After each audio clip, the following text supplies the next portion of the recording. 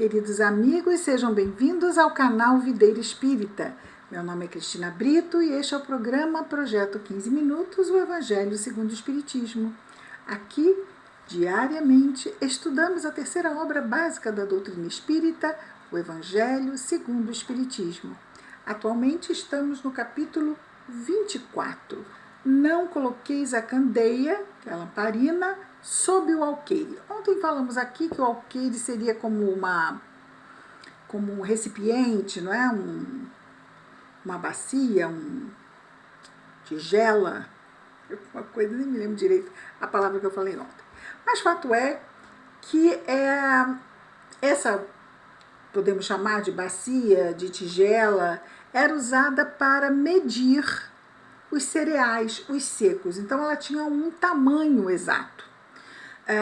Um vaso, poderia também, até no dicionário fala vaso, que era usado para medir secos, cereais. Então, essa é a candeia. Se colocarmos embaixo, a luz não passa. Então, Jesus diz para não fazermos isso, para não abafarmos a luz, para não bloquearmos, impedirmos que a luz faça o que ela foi feita para fazer, iluminar. E, pelo contrário, a coloquemos, então, sobre o candeeiro, para que aqueles que entram possam vê-la, que ela fique muito clara, evidente. Clara no sentido de evidente. Ontem, então, vimos o item 1 e 2, que são passagens tiradas do Novo Testamento. Kardec sempre começa a maioria absoluta dos capítulos assim. Mas o item 3 também fala de uma passagem, mas não mais sobre a candeia no alqueire. Ele é a que fala, e até vimos aqui os assuntos que são tratados no capítulo, não é? Por que Jesus fala por parábolas? Esse item 3 são palavras tiradas do Evangelho narrado por Mateus, capítulo 13, versículos de 10 a 15. Então já são 5 versículos, não é? Ontem nós vimos um único apenas no item 1, que foi Mateus, capítulo 5, versículo 15, e depois no item 2 foi Lucas, capítulo 8, versículos 16 e 17. Nesse item 3, nós vamos ver um trecho da narração de Mateus, no capítulo 13, versículos de 10 a 15. O que temos lá? Seus discípulos, se aproximando, disseram-lhe, ou seja, os discípulos a Jesus: por que lhes falais por parábolas? Então, por que, em vez de falar do assunto diretamente, vai contando história, né, onde, ouvindo a história, muitas vezes não se chega ao que realmente quer dizer de forma clara. Mas eles não tinham, não é, o povo, porque Jesus contava parábolas ao povo. Eles não tinham como entender, mas não quer dizer que eles não tivessem como receber a mensagem no coração, porque essas mensagens sempre vão indicar o que é bom e o que não é. Nós temos, vamos dizer assim, como nas histórias que contamos às crianças, o que entendeste lá dos 3 porquinhos? Que é preciso ser previdente, que não podemos deixar as obrigações para depois, porque isso pode nos colocar em risco. Olha, nenhum dos porquinhos diz isso, muito menos o lobo, mas pelo contexto da mensagem se depreende a lição. Assim também é com as parábolas. Então, neste item 3, nós temos, continuando, por que lhes falais por parábolas ao povo? Então Jesus lhes respondendo disse: porque para vós outros vos foi dado conhecer os mistérios do reino de Deus.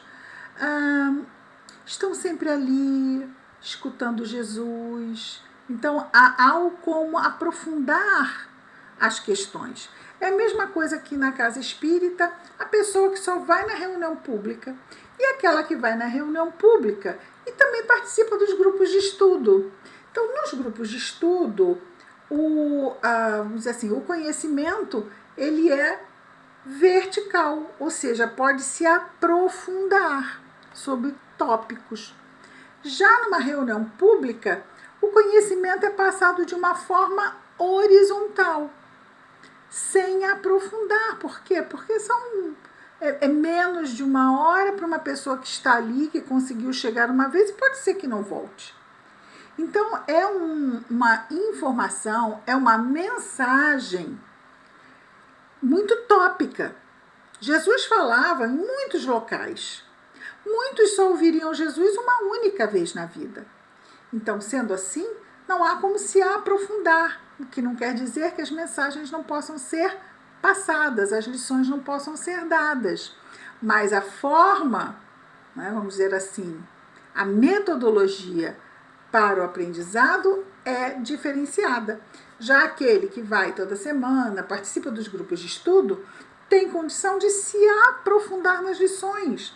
Então, a metodologia pode ser diferente, porque se a pessoa está lá 1 hora e meia toda semana, isto no final, vamos dizer que seja 1 hora, no final de um ano, são 52 horas. Né?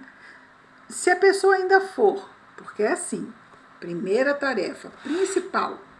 Que tarefa? Eu não sou tarefeiro. Não, a tarefa que assumimos conosco. É a primeira tarefa que assumimos. Não podemos assumir nenhum tipo de tarefa na vida se não assumirmos primeiro conosco, não é? Então, a primeira tarefa que assumimos conosco na nossa evangelização é a participar das reuniões públicas. Isso é muito importante. Horizontal, mas não é só isso que faz a reunião pública. A reunião pública também ela recebe uma assistência da espiritualidade de suporte espiritual àqueles que ali estão. Como dissemos antes, muitos rompem difíceis cadeias obsessivas. Os espíritos ajudam por demais para que aquela pessoa chegue pelo menos uma vez na casa espírita, para que seja, de alguma forma, possa chegar ali, porque não só ela, também o seu obsessor está sendo ali beneficiado. Então, a reunião pública é uma reunião de uma assistência espiritual incrivelmente fantástica. Muito importante. Ah, mas e agora que estamos todos em casa, não podemos ir na casa espírita, perdemos isso. Não perdemos isso. Não perdemos em absoluto isso. Nós estamos ligados numa corrente. Os espíritos estão ligados nesta mesma corrente, dando assistência a cada um que em seu lar, seja no mesmo bairro, na mesma cidade, no mesmo país, em pontos diferentes do planeta. Estamos ligados naquela corrente, como as lâmpadas de um pisca-pisca, todos ligados. E os espíritos ligados também, favorecendo o auxílio aos encarnados. E há possíveis desencarnados que também estejam ali a assistir, até mesmo presentes num lar, levados até para assistir o estudo, sempre secundados pelos bons espíritos. Ah, quer dizer que na minha casa entra espírito sofredor, é uma perturbação. Se nós não facilitamos a entrada de sofredores na nossa casa, e se eles entram num momento de evangelização, é porque eles estão ali sendo levados pelos bons espíritos. Não vão fazer bagunça na casa de ninguém, porque estão ali levados para serem auxiliados, para serem esclarecidos, totalmente amparados, só trazendo benefícios para o lar que acolhe, para a harmonia. Olha que coisa! Os bons espíritos estão sempre a nos ajudar, estejamos nós encarnados ou desencarnados, e numa reunião pública online, que agora, por questões óbvias, são necessárias muitas vezes e de muitas formas, pessoas que mesmo não situação de pandemia, estão adoentadas, não podem sair, têm dificuldade de locomoção, até esse problema que surgiu agora veio ajudar também nisto, porque essas pessoas têm muito mais recursos do que tinham antes, que tinham poucos recursos, agora Qual é a casa espírita que não está aí propondo um espaço para as suas reuniões públicas? Então, a reunião pública é uma tarefa muitíssimo importante. Ah, mas são tão poucas pessoas que participam online. Online, mas tão poucas pessoas ali presentes. Será que está valendo a pena? Duas pessoas. Mas vamos imaginar que uma dessas duas pessoas seja um filho em necessidade. Um filho nosso. Vamos só imaginar. Que esteja sendo beneficiado. Uma reunião, só duas pessoas. Uma dessas pessoas é meu filho e eu vou pensar, graças a Deus, que ele está assistindo esta reunião. Bendita seja esta reunião. Então, não vamos nos prender a números, por favor. Muitas vezes pode ser levado um espírito a assistir o que aquele verbo materializado na palestra está a dizer. Quantos auxílios se fazem e nós nem sabemos que estão acontecendo?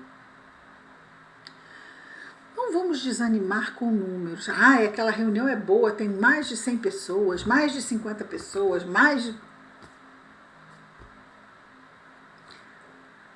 Tem um filme muito lindo, chamado, e muito pungente, chamado A Lista de Schindler, que conta a história do Sr. Schindler, que um homem que na Segunda Guerra salvou muitos, centenas de judeus, colocando uma fábrica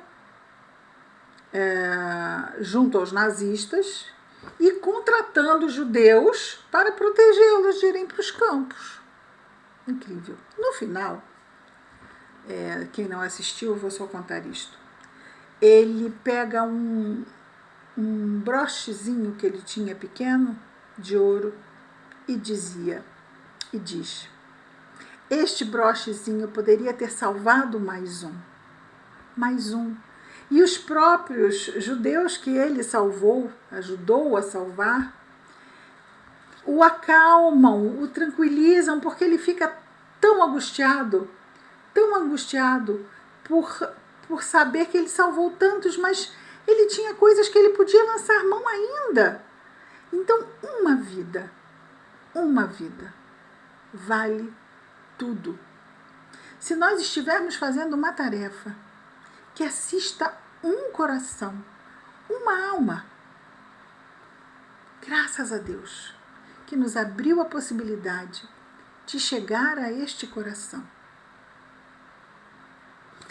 Achamos importante fazer esse preâmbulo, porque esta é a luz, que não devemos esconder sob o alqueire.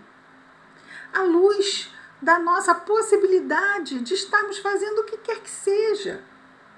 Às vezes, estamos participando de uma reunião pública online, de um grupo de estudo online, e aí aquilo que estamos ali a relembrar, depois, em algum outro momento, a espiritualidade sabe que nós aprendemos aquela lição, chega perto de nós alguém necessitado e a gente lembra daquilo e fala sobre aquilo e comenta sobre aquilo, e um coração é aliviado,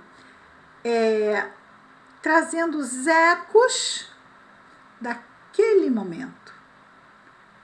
Se nós pensarmos que uma determinada situação onde existem muito poucas pessoas presentes, mas se cada um vai levar, porque se é bom estar semeado no coração, ir multiplicando, o benefício ele vai crescendo como um fermento que faz levedar toda a massa. Esse é o bem, sempre faz crescer. Se ficarmos com o olhar limitado a uma determinada circunstância, vamos perder a perspectiva da grandeza que é o bem. Vamos fazer a nossa parte e Deus tratará de multiplicar o resto. Portanto, nem terminamos o 3, vamos terminar amanhã.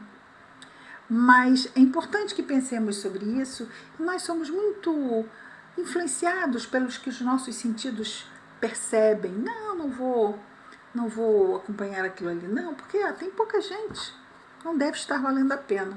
Mas eu nem assisti. Vamos ouvir, vamos ver se é bom. Sendo bom e gostarmos, mas se não for bom, aí é outra coisa, não é? Número é só número. Vamos saber se aquilo traz um efeito positivo para nós. Amanhã estaremos de volta com mais um programa, Projeto 15 Minutos, o Evangelho segundo o Espiritismo. Que Jesus nos abençoe a todos. Muita paz.